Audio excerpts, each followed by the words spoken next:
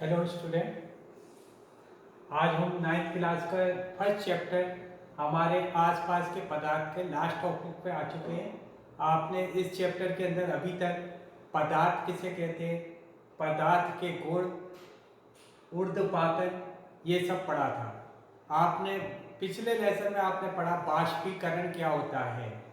आपने ये भी पढ़ा था कि पदार्थ की अवस्था परिवर्तन के लिए तापमान बढ़ाना पड़ता है या दाब देना पड़ता है। पर बाष्पीकरण, इस टॉपिक में अपन लास्ट टॉपिक जो पढ़ रहे हैं वो बाष्पीकरण है, जिसको मैंने पिछले चैप्टर में समझा चुका हूँ, फिर एक बार रिवाइज कर रहा हूँ। बाष्पीकरण, आपको पता है कि पदार्थ की जो अवस्था होती है उसको परिवर्तित करने के लिए या तापमान देने की आवश्यकता होती है या दाब बदलने की आवश्यकता होती है। लेकिन हमने जल के अंदर ये गुण देखा है कि वह क्वथनांक से कम ताप पर वाष्प में बदल जाता है। कैसे? जब जल किसी सतह पर होता है तो उसके जो सतह के जो कण होते हैं, द्रव के सतह के जो कण होते हैं, उनके गतिज ऊर्जा इतनी अधिक होती है कि वो अन्य कणों के आकर्षण बल से मुक्त होकर वाष्प अवस्था में बदल जाते हैं। क्वथनांक से कम ताप पर द्रव के वाष्प में बदल जाने की, सुने एक बार, क्वथनांक से कम ताप पर द्रव के वाष्प में बदल जाने के गुण को बाष्पीकरण कहते हैं। बाष्पीकरण को प्रभावित करने वाले कारक आपने पढ़े थे, सतह का क्षेत्रफल, वायु की गति, तापमान, ये सब आपको मैंने पिछले लेसन के अंदर बता दिया। अब कुछ बाष्पीकरण के कुछ गुणों के बारे में अपन पढ़ने जा रहे हैं, जो आपकी पुस्तक में, किताब में पेज नंबर जो आपके है 10 पे दे रखे हैं। पहला एक दे रखा है पेज नंबर 10 पे, बाष्पीकरण के कारण शीतलता कैसे अनुभव होती है। बाष्पीकरण के कारण शीतलता, इस तरह से कुछ क्वेश्चन भी आएंगे। आपने देखा कि जब कोई खुले पात्र में या खुले जगह पर द्रव रखा होता है तो उसके कण क्या होते हैं, निरंतर गतिशील होते रहते हैं और निरंतर बाष्पीकरण होता रहता है। जो सतह पर जो कण रखे रहते हैं उन कणों का क्या होता रहता है, निरंतर बाष्पीकरण होता रहता है। बाष्पीकरण के कारण जो ऊर्जा कम होती है उसको, ऊर्जा को प्राप्त करने के लिए वो आसपास के ऊर्जा अवशोषित करते हैं, और ऊर्जा अवशोषित करते हैं तो इस कारण आसपास का तापमान क्या हो जाता है, कम हो जाता है, जिससे हमें शीतलता का अनुभव होता है। तो बाष्पीकरण के कारण शीतलता, जो सतह के जो कण होते हैं, किसी पात्र में द्रव के जो कण होते हैं सतह पे, वो निरंतर बाष्पीकरण होते रहते हैं, ऊर्जा ग्रहण कर, उनकी ऊर्जा कम हो जाती है। उस ऊर्जा को ग्रहण करने के लिए वो आसपास के कणों से ऊर्जा ग्रहण करते हैं, जिससे आसपास का तापमान कम हो जाता है और बाष्पीकरण के कारण हमें शीतलता का अनुभव होता है। पहली चीज। दूसरी बात यह है, एक ऐसे जो नाखूनों नेल पॉलिश पे अपन नेल पॉलिश रिमूवर होता है एसीटोन, एसीटोन को यदि हम हथेली पर रखते हैं तो वो बाष्पीकृत होता है और जिससे हमें ठंडक का या शीतलता का अनुभव होता है, क्योंकि वह ऊर्जा हमारे इससे हथेली से लेता है। हथेली लिखा, जैसे आप अपनी हथेलियों पर गिराते हैं तो इस कारण आपको हथेली या उसके आसपास से इससे क्या करता है, वो ऊर्जा प्राप्त करता है और बाष्पीकृत हो जाता है, जिससे हथेली पर क्या होता है, शीतलता का अनुभव होता है। इसी प्रकार गर्मियों में सूती कपड़े पहनने क्यों चाहिए। एक तो आपको पता है, जब भी कोई पदार्थ, कोई द्रव बाष्पीकृत होता है तो हमें शीतलता का अनुभव होता है, और सूती कपड़ों में छिद्र होते हैं और पसीने का बाष्पीकरण ज़्यादा होता है, इसलिए हमें गर्मियों में सूती वस्त्र पहनने चाहिए। एक और बर्फीले जल से, अगर इसमें बर्फीला जल रखा हुआ है इस गिलास के अंदर, ये बर्फीला जल है, इसके आसपास आप देखते हो कि वो जलवाष्प की बूंदें जमा हो जाती है। ऐसा क्यों होता है? इसका भी कारण ये है कि किसी बर्तन में हम जब बर्फीला जल रखते हैं तो बर्तन की बाहरी सतह पर जल की बूंदें नजर आने लगती है। क्यों?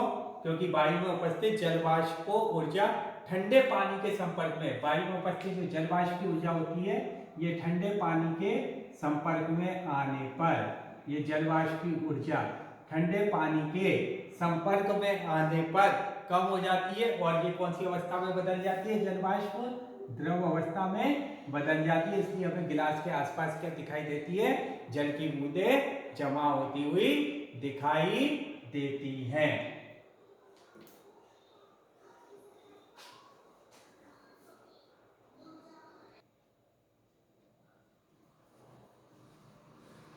इसके साथ ही आपका फर्स्ट लेसन समाप्त हो गया, हमारे आसपास के पदार्थ। अब इस लेसन में आपके जो क्वेश्चन आंसर दे रखे हैं उनके बारे में मैं कुछ डिस्कस करूंगा और उनको कुछ एक्सप्लेन करूंगा, जिसे आप ध्यान से सुने। आपकी किताब में पेज नंबर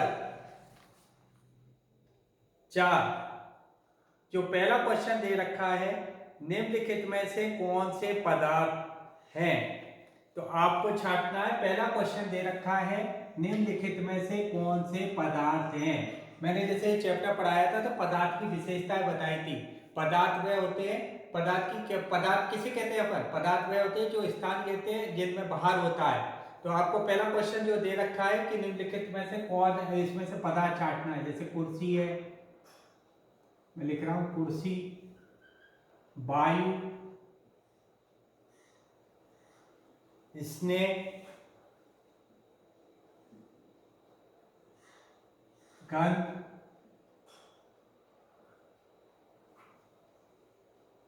घृणा,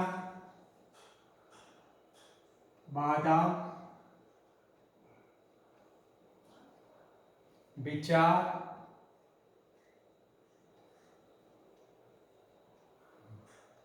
शीतल पेय,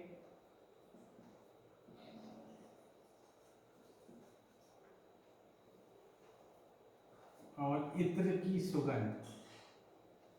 तो आप इसमें से आपको छांटना है निम्नलिखित में से कौन से पदार्थ हैं। तो आप एक बात ध्यान दें कि जैसे अपन बात करते हैं कुर्सी, कुर्सी क्या है, पदार्थ है। क्यों? क्योंकि ये स्थान कहती है, इसमें भार है, इसलिए ये पदार्थ है। वायु, वायु भी स्थान घेरती है। कमरे में जैसे वायु है, गिलास के अंदर वायु होती है और स्थान घेरती है, इसका भार भी होता है वायु। तो वायु भी पदार्थ है, पर इसमें ये फीलिंग्स हैं, ये पदार्थ नहीं है। इसमें कोई स्थान नहीं घेरता, इसमें कोई भार नहीं होता।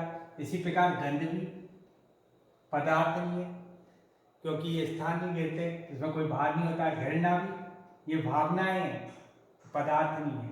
हाँ, बादाम, बादाम का आकार होता है, स्थान घेरता है, तो बादाम क्या होगा, पदार्थ होगा। विचार, विचार पदार्थ नहीं है, स्थान नहीं घेरते, इसमें भार नहीं होता। इसी प्रकार शीतल पेय, शीतल पेय पदार्थ है, ये स्थान घेरता है। इत्र की सुगंध, ये भावनात्मक है, ये अनुभव की जाती है, इसको आप वो नहीं बता सकते कि क्या स्थान घेर रहा है, क्या है, इसका भार क्या है।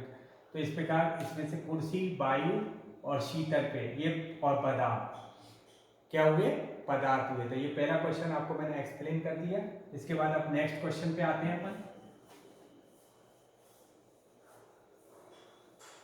नेक्स्ट क्वेश्चन दे रखा है कि गर्मा गर्म खाने की गंध कई मीटर दूर से ही पास पहुंच जाती है, लेकिन ठंडे खाने की महक लेने के लिए आपको आसपास जाना पड़ता है।